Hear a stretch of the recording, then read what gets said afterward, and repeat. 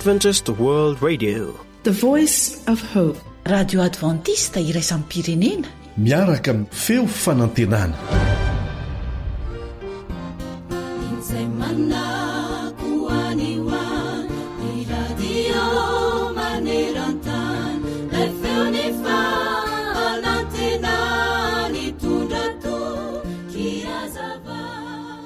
Taona maro lasa izay teo amin'ny farihy anankiray dia nisy mpandeha an-dakana loza nefa no nitranga fa nivadika ilay lakana ary nisy zazalahy niaraka tamin'ny reniny niaraka tamin'ireo olon-kafa izay nitaingina lakana latsaka tao anaty rano avokoa. Mpilomano mahay ilay zazalahy ka ny tonga tao an-tsainy voalohany indrindra dia ny hamonjy an-dreniny. Nanao izay rehetra tratry ny ainy tokoa izy mba hamonjena ilay reniny, nefa teo amin'ny fifampitolomana izy mianaka tao anaty rano efa tena nahatsiaro torovana mafy tokoa ilay zazalahy dia efa saika niara rendrika izy mianaka satria tsy nentina naraka izay nasain'ilay zanany atao ilay reniny. Vokatr'izany dia maty ilay renim-pianakaviana. Noho ny efa ataony fandevenana raha nijery ny endrika atsatry ny reniny ilay zazalahy dia niteny tamin-dranomasy hoe, niny io niezaka monjy anao aho, eny nataoko izay rehetra azoko natao mba hamonjena anao, nefa tsy nety ho vonjeko ianao, tsy nety ianao. Move ho voatery anao teny toy izany momba anao Jesosy indray androany? Endrim-piaino an-tsaina. Izao ny voalazo amin'ny Ezekela 3:7 manao hoe, raha mananatra ny ratsy fanahy ianao hiala amin'ny lalan'ny ratsy, fa izy ny tsy mety miala amin'izany, dia ho faty ny elony any izy, nefa voavonjinao ny ainao.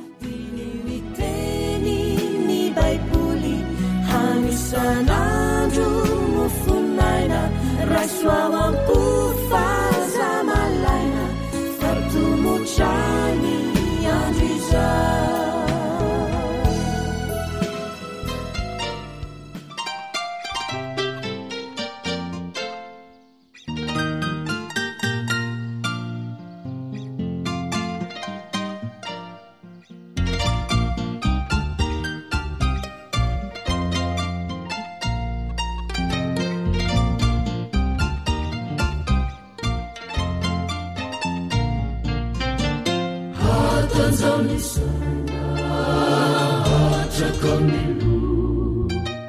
Matsindritsindry ojely alo ny fo mialina hadiva ny masoandro iva molo fenomana ny hoave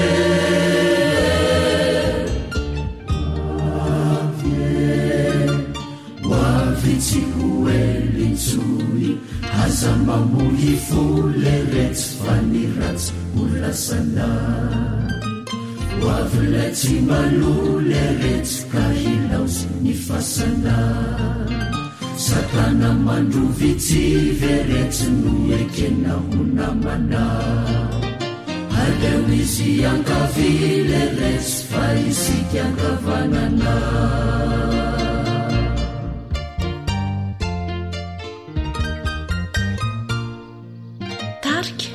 Sody fafana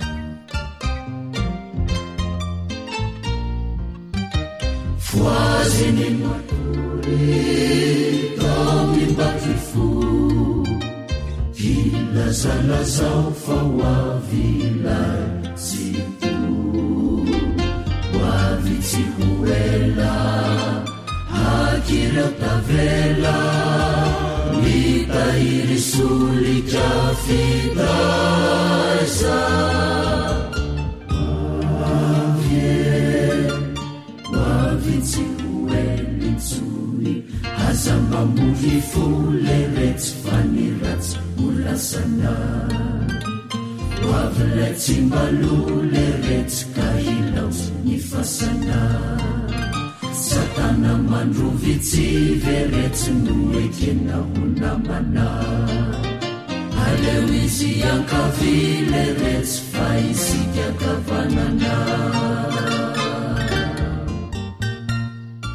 radio feo fanantenana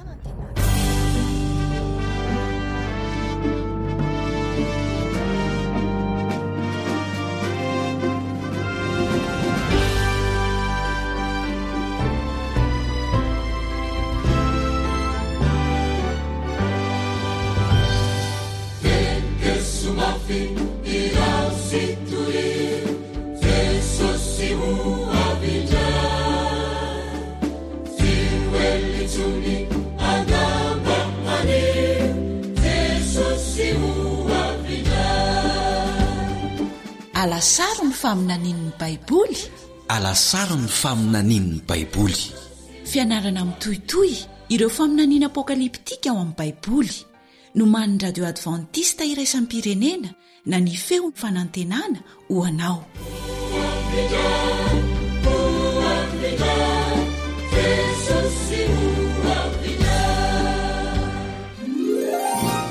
micropius apetaka amin'ny tanana sa vaksiny ny mariky ny bibidia inona no asehony mariky ny bibidia ahoana no elako amin'ny famantarany hinao ve ny ahalalany valin'ireo ao amin'ny baiboly manasanao anaraka famelabelarana ratsoratra masina atolotry ny foiben'ny radio advantista iraisam-pirenena na ny awr no man'ny kami otomanina filoha lefitry ny awr namanao Eliandre Mitanso no anolotra izany amin'ny teny malagasy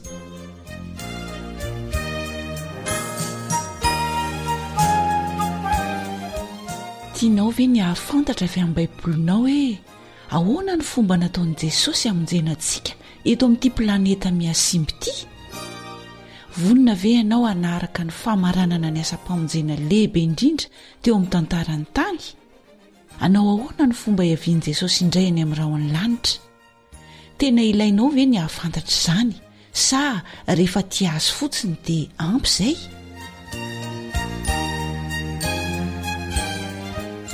manasanao hanaraka famelabelarana ratsoratra masina atolotry ny foiben'ny radio advantista iraisam-pirenena na ny awr no man'ny kami otomanina filoha lefitry ny awr namanao Eliandre Mitanso no anolotra izany amin'ny teny malagasy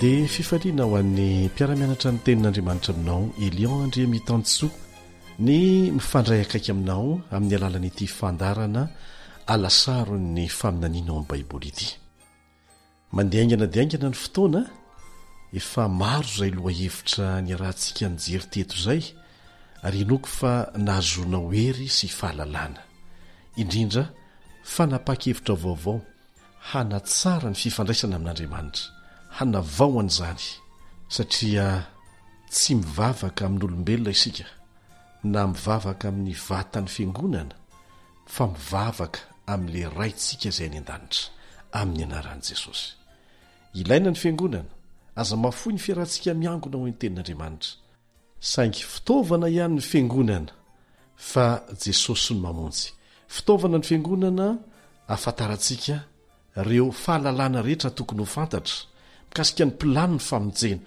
fa Jesosy no mamonjy mifikira amin'ny finoana fa efa akaiky ny fiavian'indray eny amin'ny rahaolanitra mahafalikio ny milaza amintsika fa marobe ny antso sy ny afatra voarainay na eto Madagasikara izany avy amin'ny faritra rehetra mihitsy sy ny any ivelan'ny Madagasikara ary isorana antsika rehetra tsy hankanavaka ny fanohinana ny antso izay alefana eto ny angaviana amintsika dia ny mba hanana faharetana kely fa hovaliana tsirairay reny fangatahana sy fanamariana nalefantsika ireny mbola mamerina fisaorana tompoko miezaka izay mba hanatsaratrany ny lafiny teknika mba hanamoranina ny fandraisanao ny afatra avy amin'Andriamanitra amin'ny alalan'ny fomba samihafa mety vao izao angamba ny sasany amintsika no manaraka ty famelabelarana ity miarabanao tonga sotompoko tsy hanenenanao ny fanarahanan'izany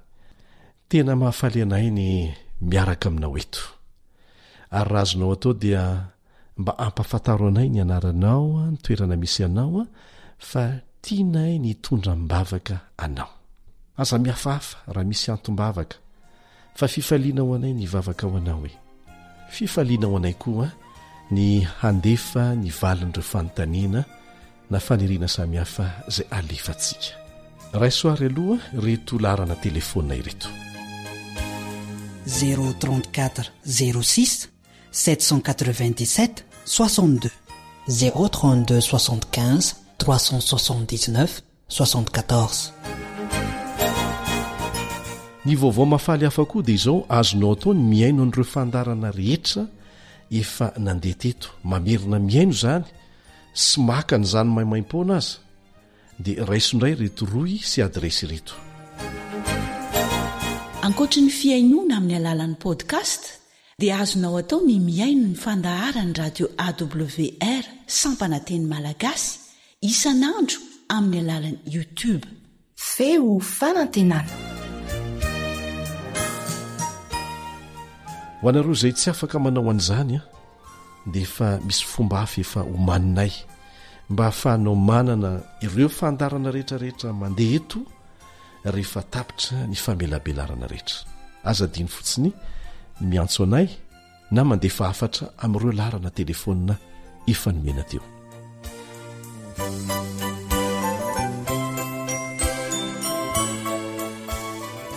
Teo alohasika dia nianatra ny fahamarinana momba ny fahafatesana. Tena tiako ny fanambarana mazava ataon'ny Baiboly momba n'izany. Ho an'izay rehetra tsopo amin'ny fikarohana ny fahamarinana dia tsy manafina an'izany Andriamanitra. Ary tena tombontsoa lehibe ho antsika izany. Efa indimapolo Jesosy no nilaza fa ny fahafatesana dia torimaso vetivety monja. Mandra-pahatonga ny fotoana hamoazany antsika amin'ny andro ny fananganana amin'ny maty raha toka tsy maintsy mbola ho faty ianao na izaha milohany eviany Jesosy. Tsy tokony hampahery sy hampionana tokoa ve zany? Jehova dia tsy manafina amintsika mikasika ny famonjenantsika. Mangarahara izy amin'ny drafitra rehetra ataony ho anao. Satana ny tsy tia mangarahara satria misy zavatra feno, misy tetika hoentiny mamitaka. Saingy hoy Jehova hoe tsy misy miafina izay tsy ho aseho. Ary dia zaraina amintsika ny marina rehetra hanehoana ny voninahitr'Andriamanitra ary ho azy rery ihany satria tsy mendrika an'izany voninahitra izany isika. Famonjena, fahasoavana, izay no ilayntsika. Izany no mahatonga ny anjely voalohany ao amin'ny Apokalipsy 4:10 mandefa hafatra amin'ny feo avo manao hoe matahoran'Andriamanitra ka omeo voninahitra izy fa tonga ny andro fitsarany. Fantatrao ve fa ny lanitra iray manontolo dia miaraka mihevitra ny fomba hamonjenanao? Ary Jesosy ilay mpanjaka n'izao tontolo izao dia manomana sy manamboatra fitoerana ho antsika, ho anao, ho aho. Hijery akaiky mikasika an'izany fahamarinana lehibe izany isika anio. Manasa anao hiaraka hianatra dia ho faly indrindra ianao alalany amin'ny drafitr'Andriamanitra ho an'ny fiainanao, ho an'ny hoavinao. Hanaraka tantara fijoroana vavolombelona hampahery antsika koa isika ao anatin'izany fa milohany hanomboana ny famelabelarana dia manasa anao hiaraka hivavaka aminay.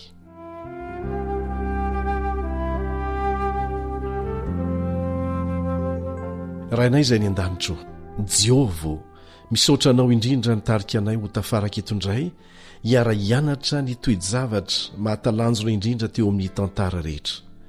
Zinona moa zahay izay toy ny vovoka sy ny lavenina, toy ny voninkazo velona androany fa malazo rapitso, nefa karakarainao sy andefasanao antso-pamonjena tsy miato.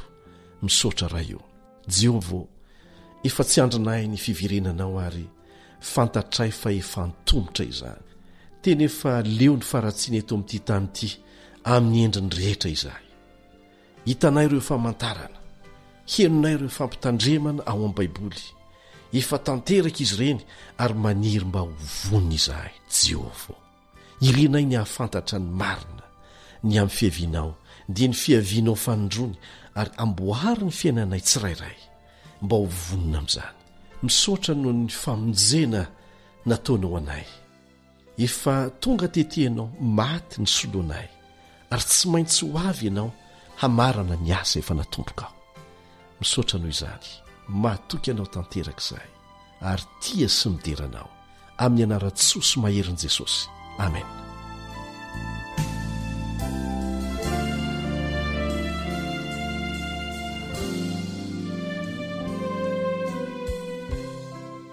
Indray folakandro ny namana mpamokatra fandarana amin'ny radio anankiray antsoina hoe Asad dia nanidy ny varavaran'ny biro fiasany tao amin'ny anankiray amin'ireo toerana famokarana fandarany radio adventista maneran-tany, satria tsara ny alalanao fa mamokatra fandarana amin'ny tenim-pirenena marobe mihoatra ny 300 ity radio ity.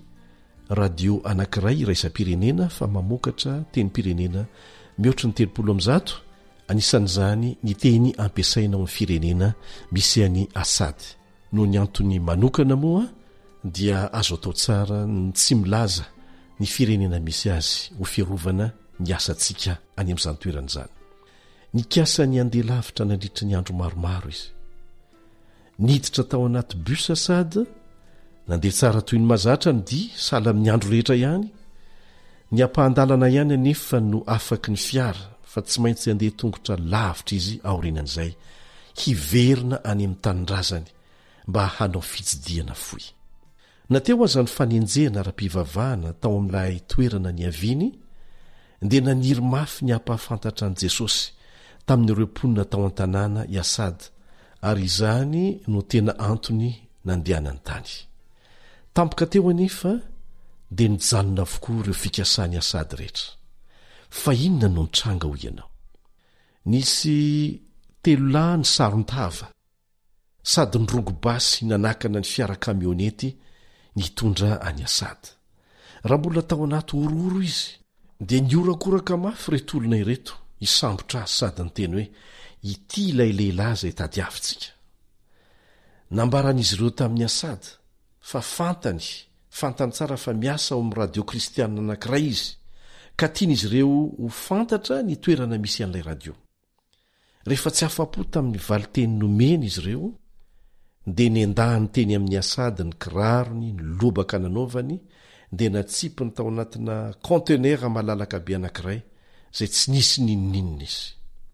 Dia nitoetra tao anaty aizina tao i Asad, tsy nisy rivotra madio na tana masoandro. Nijaly mafy Asady satria ny atoandro dia mamely mafy ny hafanany masoandro.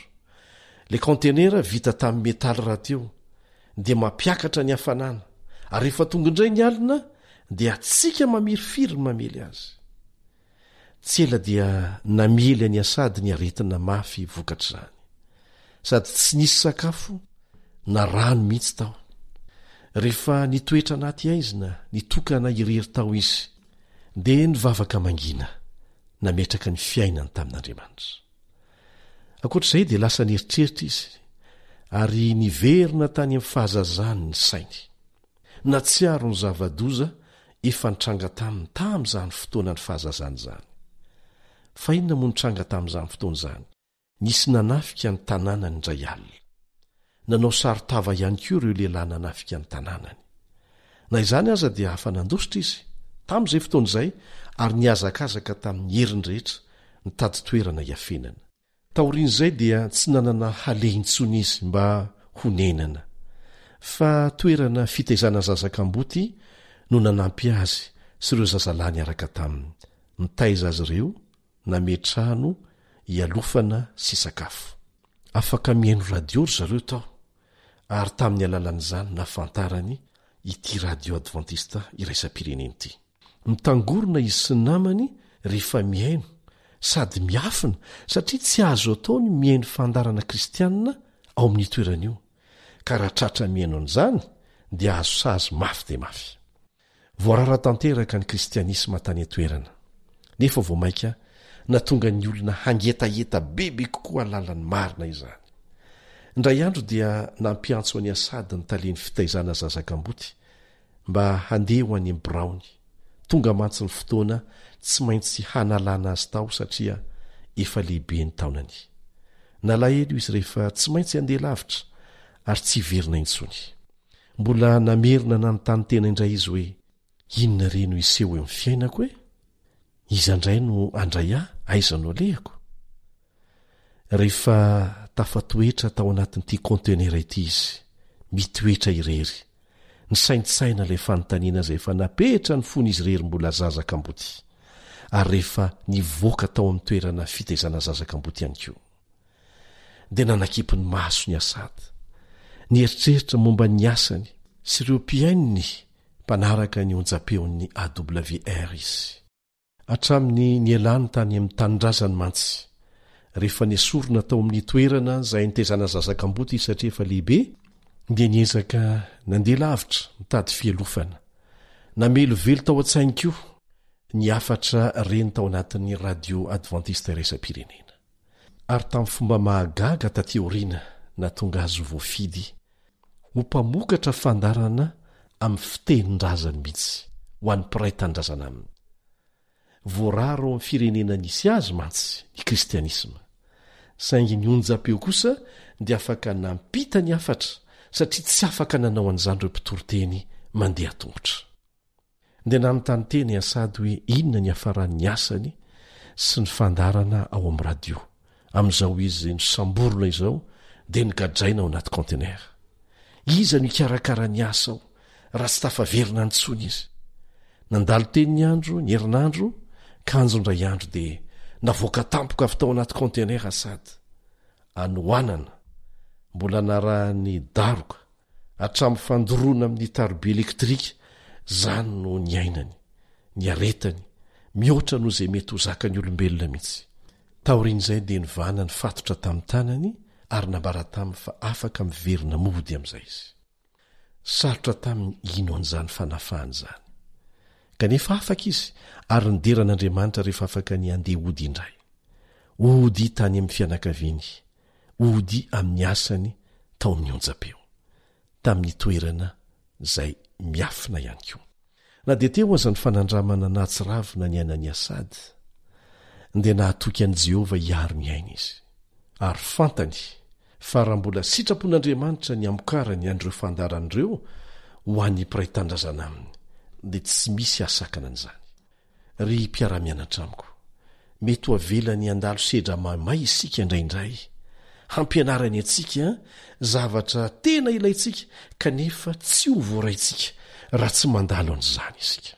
Aza esorona ao an-tsaina rehefa sendra toe-javatra tahaka an'izany, fa ny zavatra rehetra dia avadik'Andriamanitra, ataony miara-miasa asoatra any izay rehetra tena tia azy, na inona na inona.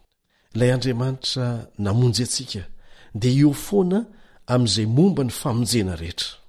Tsy hoe manana-drafitra mahagaga fotsiny ihany izy namonjena antsika mba ho afaka amin'ny fahoriana eto amin'ity planeta ity, izay efa natombony tamin'ny fiaviany voalohany tety. Fa mamonjy ny olombelona isan'andro amin'ireo fotoatsarotra mandritry ny famakivakintsika ny lalam-piainantsika tsirairay eto amin'ity tany ity izy, rehefa miantso vonjy aminy isika, tahaka izay nataony tamin'ny asady. Ny tompontsika dia hanafaka antsika mialoko ny fahafatesana. Ny drafitr'Andriamanitra hatrany am-boalohany hatramin'ny fiaviany indray dia voambara ao amin'ny teniny, ary izany no ananantsika fanantenana sy izoroantsika amin'ny soratra masina anie.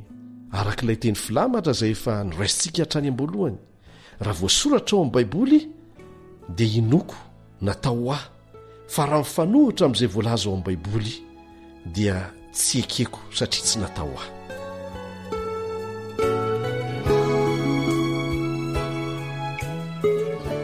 Asa raha fantatrao fa andininy iray isaky ny 12 ao amin'ny testamenta vaovao dia miresaka momba ny fiverenan'i Jesosy avokoa. Be dehibe zany a. Zany hoe isaky ny mamaky andininy 12 ianao dia misy andininy iray miresaka momba ny fiverenan'i Jesosy. Sahala anisa ny resahana eto a. Ny resaka mikasika ny fiverenan'i Jesosy indray eny amin'ny raon'lanitra dia voambara 500 ao anatin'ny soratra masina iray manontolo. Tsy misy mampisalasala ny amin'izany hoe fiverenan'i Jesosy indray izany. Ireo faminaniana tsirairay eo amin'ny Genesisy ka trany amin'ny bokyny apokalipsy dia samy manondro ny faratampo ny tantarany tany ry havana ary tsy inona izany fa ny fiaviany jesosy fanondrony izay ataony ho famonjenanao ho afaka tanteraka amin'ny fahotana sy ny vokatra matsiravina naterany. Rehefa mamaky ny bokyny apokalipsy ianao dia hita fa misy lohahevitra anankiray izay ivony zavatra rehetra ao dia Jesosy izany. Tsy ilay dragona, tsy ilay bibidia manana loha fito akory no ivony bokyny apokalipsy. Tsia! Ao amin'ny apokalipsy toko 7:4-7, apokalipsy toko 7:4-7 dia izao ny voalaza ao. Arindro nahita rahona fotsy aho ary teo ambonin'ny rahona dia nisy tahaka ny zanak'olona nipetraka izay ny satroka satro-boninahitra volamena sady nitana fijinjana maranitra teny an-tanany. Zany no ivo ny bokyny apokalipsy. Jesosy no ivo na eo afovoany sy votoatin'ny bokyny apokalipsy izay mampiariary ny marina rehetra tokony ho fantatsika amin'izao andro feno fitaka izao. Rehefa ny bokyny apokalipsy no maneho an-tsary momba ny fiaviany Jesosy dia ny sariny izy tonga miaraka amin'ny satro-boninahitra eo an-dohany no ahitantsika azy, satria ho avy izy amin'ny mampanjaka ny mpanjaka sy tompony tompo azy fa tsy tahaka ny tamin'ny fiaviany voalohany teraka tany an-tranon'omby. Asehon'ny tenin'Andriamanitra na ny Baiboly no alalan'ny maro azy fa ny fiaviany Jesosy fanondrony dia tsy miafinafina na hitsofoka mangingina eto amin'izao tontolo izao. Fa ny maso rehetra manerana izao tontolo izao dia hita izany indray miaraka. Tsy pihana tsara ilay hoe indray miaraka. Tsy hain'ny teknôlôjia sy ny lojika n'olombelona izany, fa hain'Andriamanitra ilay namorona izao rehetra izao. Averimberinay foana fa mijanona tsy ho Andriamanitra intsony ilay Andriamanitra namorona sy namonjy antsika raha toa ka mety ho takatry ny saintsika daholo ny fahaizany sy ny hery mandriamanitra azy.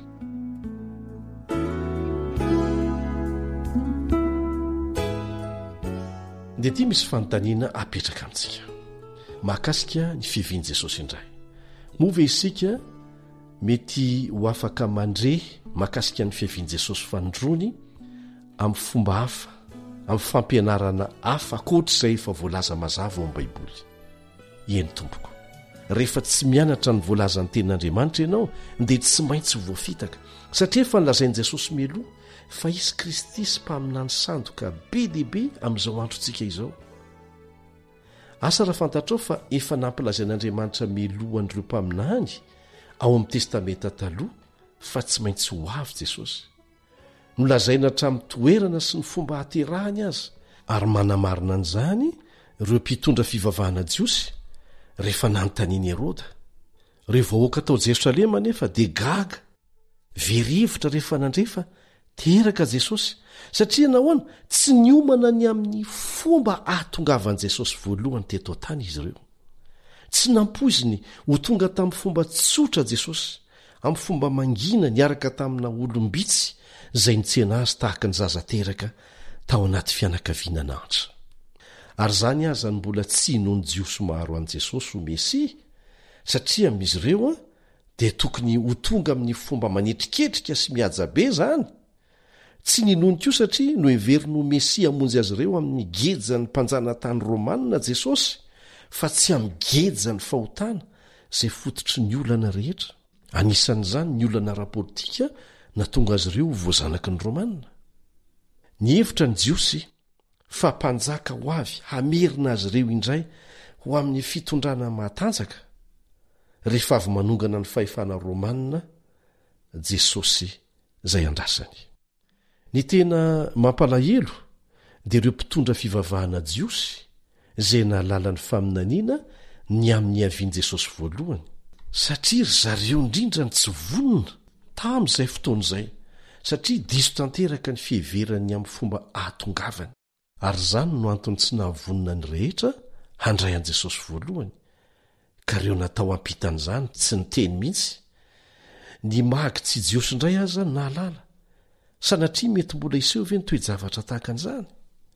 Zany ny rinamako no anton'izao famelabelarana izao, izay haheliny radio AWR manerana ny tany amin'ny teny pirenena marobe, hanomanana ny olona rehetra ho vonina sy hahatonga ny rehetra tsy ho diso hevitra ny amin'ny fomba hiavian' Jesosy indray fanondrony.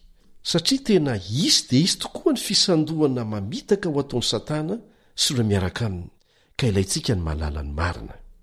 Mahavariana ny mahita fa manana ny fomba hiverimberena ny tantara ry havana. Maro ireo kristianina izay mihevitra ary manantena amin'izao fotoana izao fa ny fiavian'i Jesosy fanondroana ony dia ho amin'ny fomba hafa noho izay voalaza mazava ao amin'ny Baiboly. Mahagaga izany a!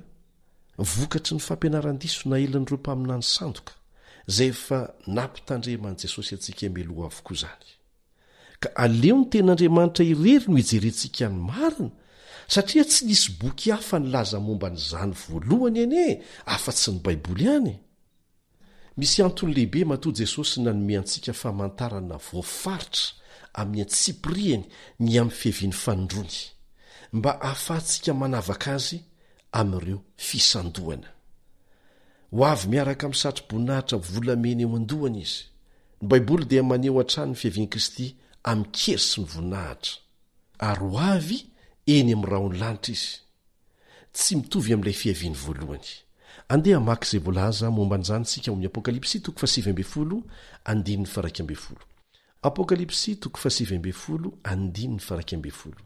Ary nahita ny lanitra voasokatra aho, ka indro nisy soavaly fotsy, ary izay nitaingina azy dia atao hoe mahatoky sy marina, ary amin'ny fahamarinana no hitsarany sy adiny. Dia toizantsika eo amin'ny 4:4 amin'ny Apokalipsy 7:7 ihany. Ary ny antokony miaramila ny an-danitra dia nanaraka azy, samy nitaingina soavaly fotsy sy ny akanjo rongony madinika sady fotsy ny madio. Maneho amintsika ny fomba hiavian'i Jesosy fanondrony izany. Petraka amin'ny fanontaniana hoe maninona ny Baiboly maneho ny fiavian'i Jesosy amin'ny sary mitaingina soavaly fotsy. Ny soavaly fotsy a dia maneho fahadiovana, maneho ny fahazoana fandresena. Rehefa ho avy miaraka amin'ny satro-boninahitra eo amin'ny lohan'i Jesosy, mitaingina soavaly fotsy, dia aseho tahaka ny jeneraly ny tafika mpandresy izy izay tonga handringana ny herin'ny ratsy rehetra. Jesosy dia hiverina amin'ny fandresena sy amin'ny boninahitra. Izao no vakintsika ao amin'ny Apokalipsy 1:12-15. Apokalipsy 1:12-15. Ny fanjakana amin'izao tontolo izao dia efa lasa ny tompontsika sy ny Kristiny, ary izy no anjaka mandrakizay. Io fiaviany io no aseho an'ilay vato sy ny endahan-tanana efa ny anarantsika voalaza ao amin'ny faminaniana ary amin'ny Daniel 2, izay hampirodana ny fanjakana rehetra eto tany, izay efa simba ny faratsiana, mba hamerenan'i Jesosy amin'ny laoniny ny fahatsarany asany tanany tany am-boalohany, hametrahany lanitra vaovao sy tany vaovao izay hanjakan'ny fahamarinana. Rehefa tonga Jesosy dia hifarana ny fifanandrinana lehibe eo amin'ny tsara sy ny ratsy. Tsy hisy intsony ny fahotana sy ny mpanota ry havana. Ny fiavian'i Jesosy dia tsy fisehon-javatra mistera ihany koa, tsy miafinafina, fa ho hitan'ny maso rehetra ara-baky teny. Ho avy izy hanjaka manerana an'izao rehetra izao. Ho avy izy mba hiankohofana sy hoderain'ireo novonjeny mandrakizay. Misy fanontaniana manandanja anankiroa apetraky ny maro mikasika ny fiaviany fanondrony. Ny voalohany dia izao: ahoana ny fomba iverenan'i Jesosy fanondrony? Ny fomba iverenan'i Jesosy. Ny faharoa, ahoana ny fomba ahafantarako fa ho vonina rehefa ho avy izy? Ndio valitsika tsikelikely eto ireo fanontaniana ireo. Ny Baiboly dia manome valiny mazava ny amin'izany fanontaniana izany. Ny drafitr'Andriamanitra dia efa voambara ao amin'ny teniny ihany anie, fa tsy aiza akory. Atrzay mahatonga antsika mametraka n'ilay filamatra mazava hoe raha mazava tsara ao amin'ny Baiboly dia izay mihitsy ny tadiaviko, fa raha tsy voasoratra ao tsy natao azany. Jesosy dia efa nampitandrina meloa ary nilaza mazava tsara fa isy ireo olona izay ho diso fanantenana satria voafitaka noho ny fampianaran-diso izay voarainy. Izao no lazain'i Jesosy momba n'izany. Lioka 7:17 no jerentsika. Lioka 7:17. Ary ny olona ilaza aminareo hoe indro ary na indro aty Kristy nefa aza mandeha ianareo na manaraka azy satria tsy tahaka n'izany mihitsy ny fomba hiaviany Jesosy.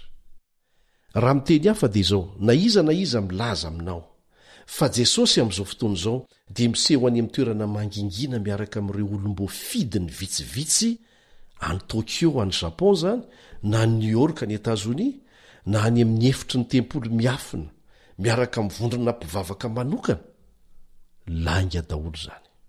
Mety isy ilaza koa hoe manangona vahoaka maro anaradia azy izy izao any anefitra any ary ananina ry, dia langa avokoa zany. Aza mino zany sika satria tsy tahaka an'izany ny fomba hiavian'indray. Jesosy Kristy mihitsy no nanazava mazava tsara ny fomba hiavian'indray ao amin'ny Luka 7:17. Luka 7:17. Fa tahaky ny elatra manelatra hatrany amin'ny faravodilanitra ka mahazava hatrany amin'ny farany ilany koa, dia tahaka an'izany ny zanak'olona amin'ny androny. Kristy dia tsy hipoitra tampoka amin'ny fanaovana lahateny any Hollywood, toerana fanaovana horonan-tsary malaza any Etazonia zany Hollywood zany. Tsy hipoitra tampoka amin'izany fomba izany izy, na koa hiseho ho mpanao fahagagana eny amin'ny arabe ny faleovatena ao anivon'Antananarivo. Ny Jesosy tsika, aleo tsy pihana mihitsy hoe Jesosy tsika satria tsara ny alalantsika fa tsy Jesosy rery akory ny olombelona nitondra anarana hoe Jesosy na tamin'ny androny aza. Zany no antony natonga ny fiantsoana azy hoe Jesosy avy any Nazareta, Jesosy Kristy. Tsara marian'izay. Toizantsika ny lesona. Io Jesosy tsika io rehefa ho tonga dia tsy handeha tongotra eny amin'ny arabe maro eto amin'ity tany ity. Ny Jesosy tsika dia tsy hanangana ny tanany hiteny hoe efa tonga ty ananina zany Mesia. Tsy isy an'izany.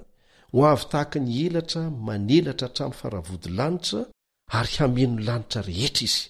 Jesosy mihitsy no teny an'izany. Kristy dia ho tonga avy any ambony riavana, fa tsy hitsangana na hiakatra avy aty ambany velively.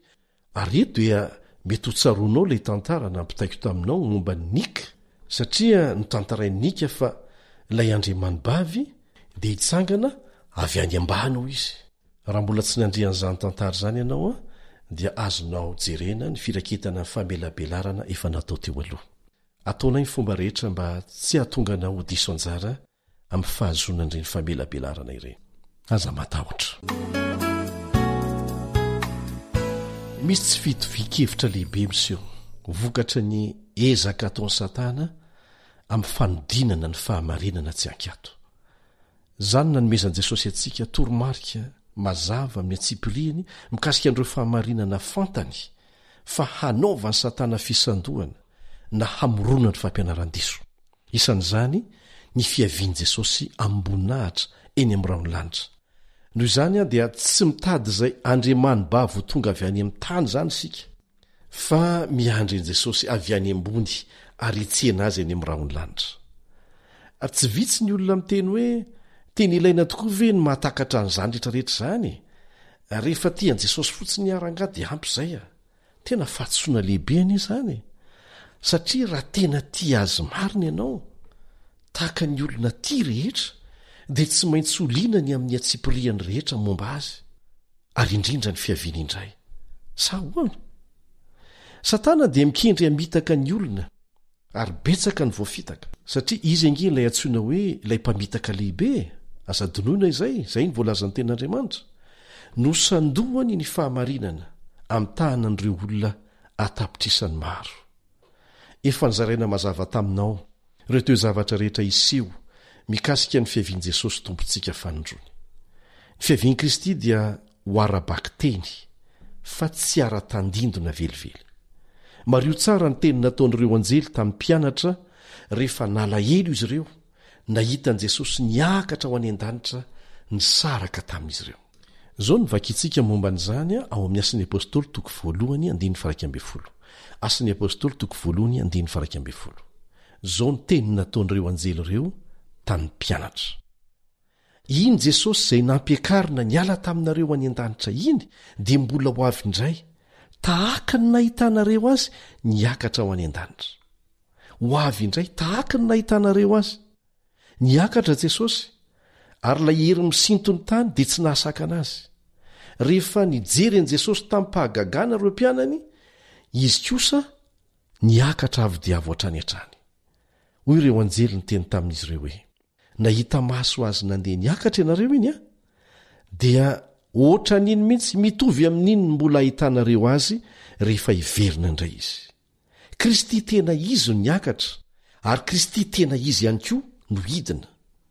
Ilay Jesosy izay nanasitrana ny marary, namahana olona tsy omby 10,000, nanangana ny maty, dia niakatra ary mbola hiverina indray. Tiako ny fanambaran'ny Baiboly mikasika ny fiavian'i Jesosy ry havana, izay toe-javatra ho hita maso, satria tsy androko ny ahita azy, ary enoko fa tahaka izany ko ianao. Hoy ny voalaza ao amin'ny Apokalipsy 7:17. Apokalipsy 7:17. Indro izy avy amin'ny rahona ary ny maso rehetra ahita azy. Ny maso rehetra ahita azy, zany hoe tsy ara-tandindona, tsy antsokosoko, tsy mangingina, ny fiaviany fanondrony. Ny maso rehetra ahita azy. Tsy mba tianao ve zany hoe ny maso rehetra ahita azy? Iara-mahita azy zao tontolo zao ndray miaraka, fa tsy sanatria ny any Etazonia na any a Frantsa na any Tuléar na ny any Antananarivo no hiteny amintsika hoe hitanay aty ny fahatongavany, fa ahoana ny any aminareo any? Tsy tahaka an'izany ny zavatra iseho. Miara-mahita azy zao tontolo zao. Indro izy avy amin'ny rahona ary maso rehetra ahita azy. Tsy mitombona amin'ny siansa maha-olombelona antsika izany, fa mitombona amin'ilay namorona ny tena siansa. Io fotoana io dia ho ara-baky teny, ho hita maso. Fiavian'i Kristy dia ho ren'ny sofina rehetra. Zao ny vakintsika ao amin'ny Tesaloniana 2:4-5. Tesaloniana 2:4-5. Fa ny tenany tompo no hidina avy any an-danitra amin'ny fiantsoana sy ny feo ny arkanjely, hidina avy any an-danitra ho izy. Ary ny trompetra an'Andriamanitra, ka izay maty ao amin'i Kristy no hitsangana aloha. Hidina izy miaraka amin'ny arkanjely mitsoka trompetra ary hanangana ny maty. Ka izay maty tao amin'i Kristy no hitsangana aloha. Azonao sary an-tsaina ve zany? Handre ny feon'Andriamanitra mitalakotrokotroka ny olona rehetra manerana n'izao tontolo izao. Mampandre amin'ny feo mafy ny fahatongavany ny anjely mitsoka trompetra. Tsy zavatra miafina zany satria izy dia tsy ho avy amin'ny fomba mangingina na miafina, tsara mafisina izay. Ny feo kanton'Andriamanitra no hanaitra n'ireo izay rehetra maty tao amin'ny tompo. Izany hoe mbola tsara ny fihavanan'ireo olona ireo ny lohany nahafatesany, izay ny atao hoe maty tao amin'ny tompo. Ny feon'i Jesosy dia ho tafapaka hatrany anaty fasan'ireo olona ireo, ary hamoa azy ireo hitsehana ilay mpanjaka mpandresiny izay tonga hamonjy, hanangana azy amin'ny maty, ary handray azy ireo any aminy. Dia misy indray ireo manontany hoe, dia ahoana ireo martiora lanin'ny liona na ny dorana? Zao no ataovy an-tsaina. Ny namorona n'izao tontolo izao avy amin'ny tsy misy aza vitan'Andriamanitra, ka aza miahy ihany amin'izany ianao. Hainy zany. Ho fotoana kanto loatra izany ary nofo rehetra na ny maty izay natsangana na ireo izay mbola velona ka naharitra hatramin'ny farany tamin'ny fanarahana azy, dia andrainy tsy fahalovana. Izany hoe tsy ho faty intsony, hiaina ao anatin'ny fahatanterahana tanteraka. Hoy ny teny fikasana ao amin'ny Tesaloniana 2:4-7. Tesaloniana 2:4-7. Dia isika izay velona ka mbola mitoetra no akarina hiaraka aminy ho eny amin'ny rahona, hitsena ny tompo eny amin'ny habakabaka. Araka izany dia tsy ireo olo-marina natsangana avy ao amin'ny fasana irery any, fa ireo olo-marina izay mbola tratra velona koa rehefa tonga Jesosy, dia samy hiaraka hitsenan'i Jesosy eny amin'ny habakabaka. Ny anjely no hampiakatra antsika rehetra, dia ireo anjely mahery indrindra ny lanitra. Hinoko fa tsy misy te ho diso anjara amin'izany isika reto. Sa hoana? Raha maka fotoana kely fotsiny ianao andinihana ny momba n'izany rehetra izany, dia tsisy zavatsarotra izay hiainantsika eto tany ka ampamoy fo antsika, satria mbola misy ny fanantenana ary ny faratampony. Aza misaraka amin'i Jesosy fotsiny, ninonina mitranga. Mety ho mafy ny mahazo anao amin'izao fotoana izao ary tsy ianao rery fa maro. Fa ho maivana izany satria tsy vitany hoe miaraka mamaky vaky an'ireo zavatsarotra aminao Jesosy, fa mampanantena valim-pity mahagaga ho anao koa izy, raha mahajoratra amin'ny farany amin'ny fifandraisana aminy ianao. Raiso izany, tehirizo ao am-ponao mandrakariva satria atolo ny maimaim-pona ho anao.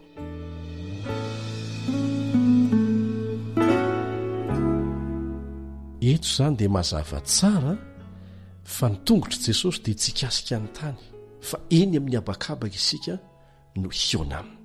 Io teboka tokana io dia manazava ny fanontaniana rehetra momba n'ireo mpisandoka mandehandeha manerana an'ity tany ity, milaza hoe zany Jesosy efa tonga.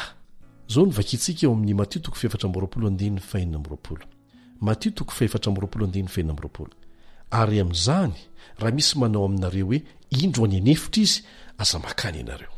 Manamafy izay fa novakiantsika teo aloha zany. Andeha atao hoe misy namanao manatona anao dia miteny aminao fa nahitan'i Jesosy nanao fahagagana samihafa, nanao toroteny mafana mahafinaritra momba ireo fahamarinan'ny Baiboly, ary niantso afo hilatsaka avy any an-danitra mihitsy, dia nanasitrana ny marary, nitsodrano ny ankizy, namaky ny eritreritry ny olona, nampisahatra an'ireo ady.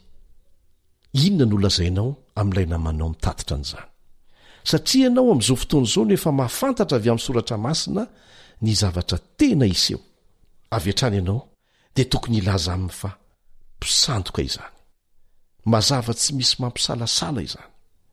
Hoy ny Baiboly, aza makany ianareo satria rehefa ilay Kristy tena izy no avy, dia iseho ao anatin'ny hazavana mamirapiratra fatratra eny amin'ny lanitra izy hiaraka amin'ireo anjely analikisa, arak'izay voalaza ao Matthieu 4:17. Matthieu 4:17 manao hoe fa tahaka ny elatra avy any antsinanana ka hitatra ny andrefana dia ho tahaka n'izany ny fiaviany zanak'olona. Ho hitan'ny olona rehetra indray miaraka maneran-tany izy. Zao ny voambaro amin'ny Apokalipsy 1:17. Apokalipsy 1:17. Ny maso rehetra ahita azy. Ny maso rehetra. Hitanao fa tsy ny mpino azy rery ihany zany no ahita azy rehefa ho avy izy, fa ireo rehetra izay tsy nety nandray azy koa. Ahita fa tena marina ny fitoriana filazantsara izay ataontsika amin'izao fotoana izao. Io ny fotoana lehibe manokana izay anehoan'Andriamanitra fa marina izy. Ny olona rehetra dia ahita, handre ny fahatanterahandreo fahamarinana mazava ao amin'ny Baiboly ireo, eo anoloan'ny masony mihitsy. Rehefa ho avy Jesosy dia tsy hisy afa-tsy atoko roa ihany ny sokajin'olona hisy eto an-tany. Ireo izay tsy ho voavonjy sy ireo izay ho voavonjy. Ireo very sy ireo avotra. Tsy misy famindrapo fanondronontsony rehefa ho avy indray Kristy. Io ny faratampon'ny tantarany tany. Koa manome antoka Jesosy fa ho avy arabaky teny, ho hita maso, ho reny sofina ny fiaviany Jesosy amboninahitra. Ka tsisy fanontaniana intsony amin'izay hoe fa misy inona e? Satria ny tontolo maneran-tany, ny olona rehetra dia ho vavolombelona io fotoam-panapahana lehibe mikasika ny tantaran'olombelona io, miaraka mahita. Zao no vakiantsika amin'ny Korinthiana 2:10 ka andiny 1:15 sy 2:15. Korinthiana 2:10 andiny 1:15 sy 2:15. Indro zava-miafina no ambarako aminareo. Tsy hodimandry avokoa isika rehetra. Fa vetivety toy ny indray mpimaso, rehefa maneno ny trompetra farany, dia hovana isika rehetra. Fa ho tsofina ny trompetra ary ny maty hatsangana tsy ho loha intsony. Izay midika hoe tsy mety ho simba, ary isika hovana. Mba azontsika an-tsaina ve zany hoe ahitany tany amira-piratany voninahitr'Andriamanitra zany? Ny tany irondroana, ny tranobe iovitrovotra, ny tselabaratra ny elatselatra. Anjely analikisa no hidina aingana dia aingana, hoeny amin'ny fasana rehefa hitsangana ireo mpino marina avy amin'ny tany. Ary zany fahamarinana izany dia mbola manamafy amintsika indray fa ireo maty dia mbola ho amin'ny fasany mandra-piavin'izay fotoana izay fa tsy efa lasa ny an-danitra akory. Nofontsika dia tsy hitafy ny fahalovany ota intsony. Tsy hisy intsony ny marenina, tsy hisy intsony ny jamba, tsy hisy intsony ny mandringa, tsy hisy olona arary intsony. Amen.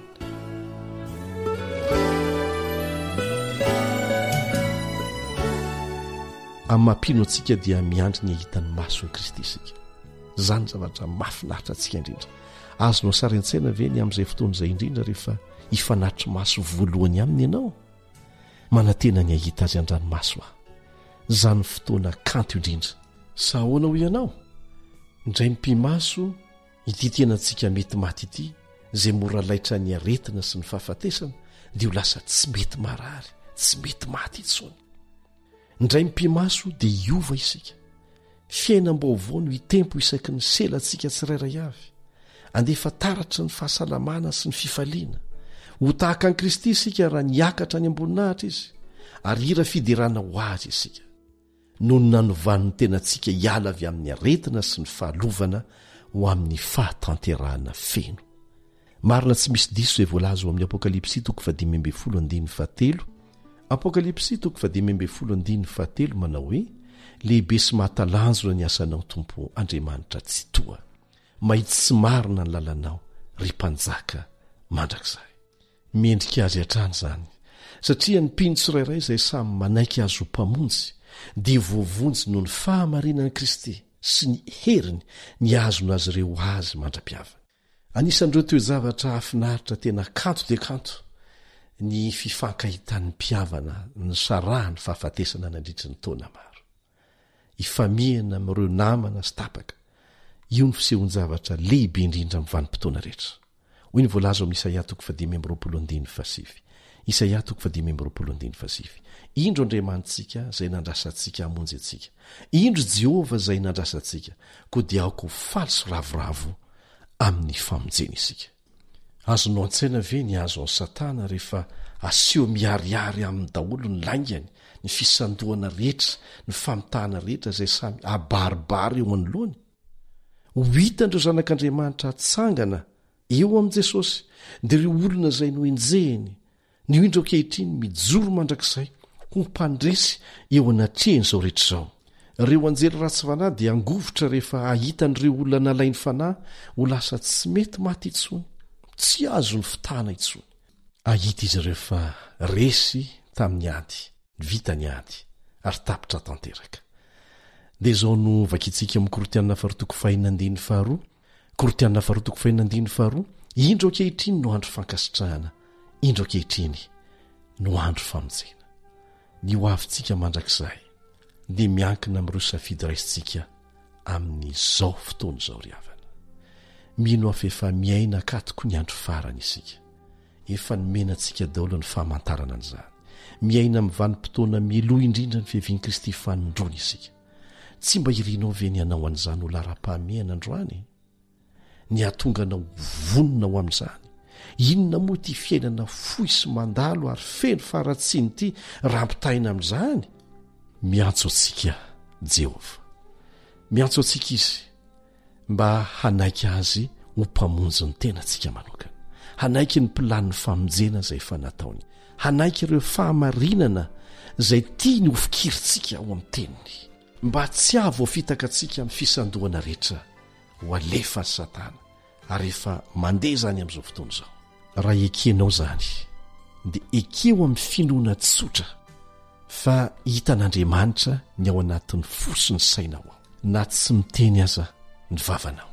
Fa nirinay anefa ny hivavaka, ny tondram-bavaka zany fanapaka-hevitra ho zany. Ka raha tianao zany dia manorata aminay fa tena hifampitondram-bavaka tokoa isika, dia araka hivavaka isika.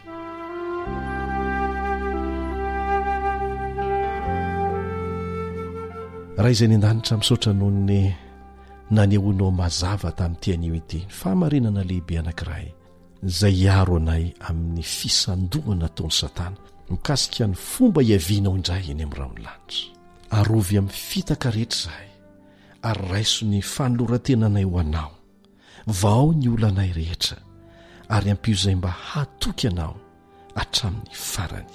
Mandra-piavinao eny amin'ny raha ny lanitra.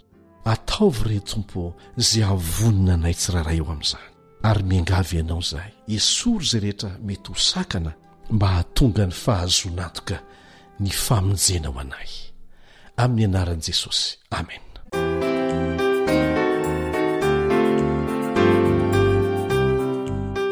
Raha misy fanontaniana tonga ao an-tsainao, na misy antombavaka angatahanao amin'ny fotoana rehetra, na koa misy fijoroana ho vavolombelona azonao zaraina, dia manorata amin'reto adresy manaraka reto: page Facebook feo fanantenana, na ny laharany finday 034 06 797 62 032 75 379 74.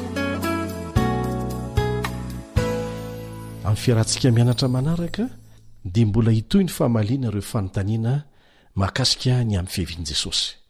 fa amin'izay fotoan'izay kosa dia ho asesitsika mihitsy ireo toe-javatra iseho mifandimby amin'ny fotoana hiavian' jesosy indray ny amin'ny rano lanitra dia izay koa no ametrahana manao eliandry amin'ny tanysoa mandra-pioana vetivety fantaro hatranyny marina dia fikiro hatramin'ny farany.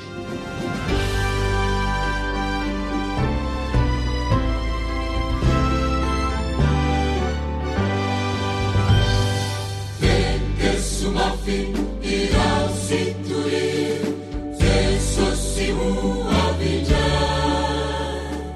Siwelitsuni agamba ani Jesusi huavija Huavija Huavija Jesusi huavija Huavija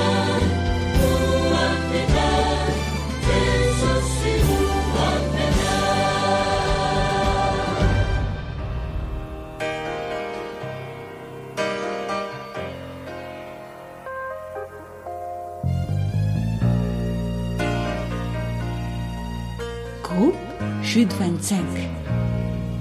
Je ne sais pas le temps qu'il me reste encore jusqu'à son retour, mais je sais que Jésus reviendra m'emmener chez lui pour toujours. Ça ne va pas tarder, ça ne va pas tarder, ça ne va pas tarder, ça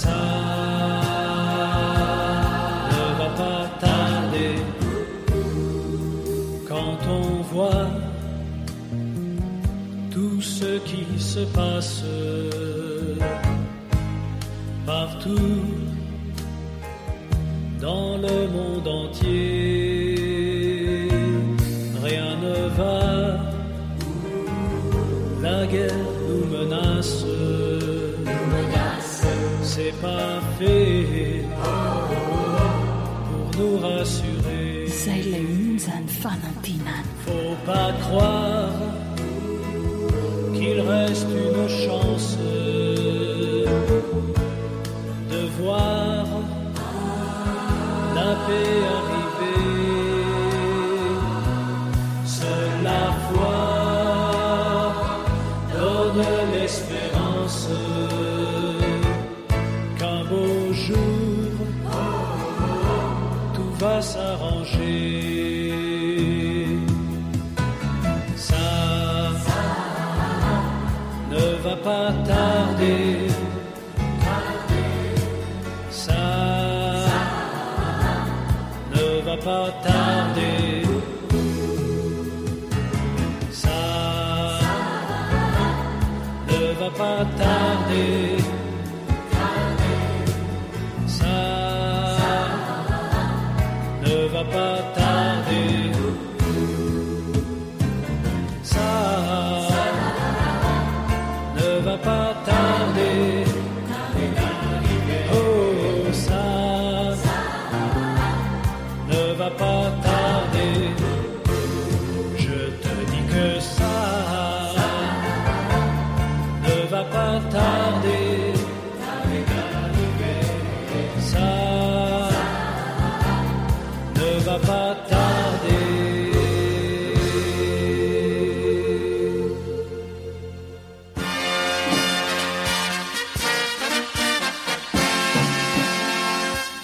Adventist World Radio, The Voice of Hope. Radio feo fanantenana.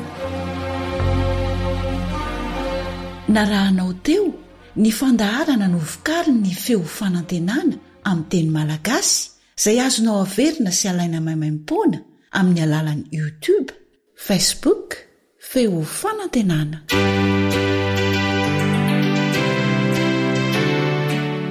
mirary 420 ora finaritra ao anao ny awr.